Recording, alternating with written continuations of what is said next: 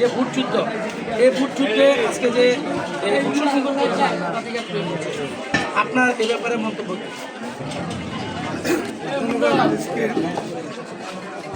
এটা সত্যি যে মানে ভোট বলতে যেটা বোঝায় একটি উৎসব।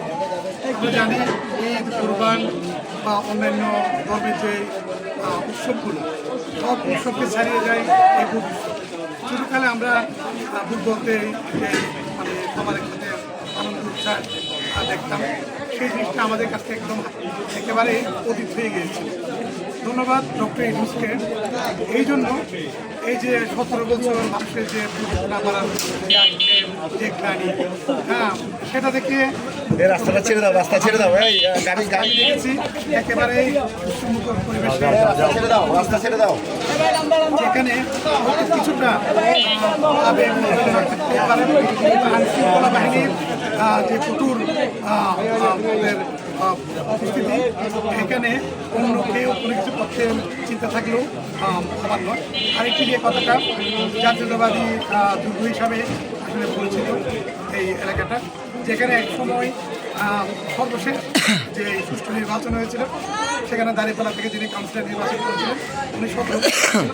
আমি বিশ্বাস করি এই জুলাই যে জিনিসটা শিখিয়েছে, সেখানে এখন তরুণ প্রজন্মরা স্বাধীনতার পক্ষে, বাংলাদেশের পক্ষে, হা ভোটের পক্ষে আমি দেখেছি এই কেন্দ্রে মানে 1000-এর মতো ভোট দাঁড়িপাল্লা পেতে পারে। সেটাকে আমার দেখা যাচ্ছে প্রায় ওরা 600-700 গুণ বৃদ্ধি পেয়েছে। এই এলাকায় দাঁড়িপাল্লা ভোট থেকে 6 থেকে 700 গুণ বৃদ্ধি পেয়েছে। আপনারা এখন বলছেন অনেক সময় নির্বাচনের মধ্যে একটা জিনিস পরিলক্ষিত হয়, যখন আমরা মাঝামাঝি সময়ে আমরা বলি আপনারা রাস্তা ছেড়ে দাও, রাস্তাটা ছেড়ে দাও। যখন একটা ফলাফল দেওয়া হয় তখন বিজয়ী দল এবং পরাজিত দল রাস্তাটা ছেড়ে দাও। না, এটা একেবারে খুব সুন্দর একটি প্রশ্ন। এই কাজটা থেকে আমরা আসলে ওভাবে কোনো বেরিয়ে আসতে পারিনি। যেটা আমরা দেখেছি ডাকসুতে যখন একটি ছাত্র সংগঠন নিরঙ্কুশ বিজয় অর্জন করলো, তখন অনেক ক্যালকুলেশন মিলিয়ে তারা সেটাকেও কারচুপি করেছে। সেটা রাখলো। এই রাস্তাটা ছেড়ে দাও না, এই রিক্সা ছেড়ে টান টান দাও, টান দাও, টান দাও। এই পর্যায়ে যেভাবে নির্বাচন হচ্ছে, সেখানে আমরা আস্তে আস্তে অভ্যস্ত হচ্ছি। আমরা অনেকটাই চলতে পারবো বলে আমি বিশ্বাস করি।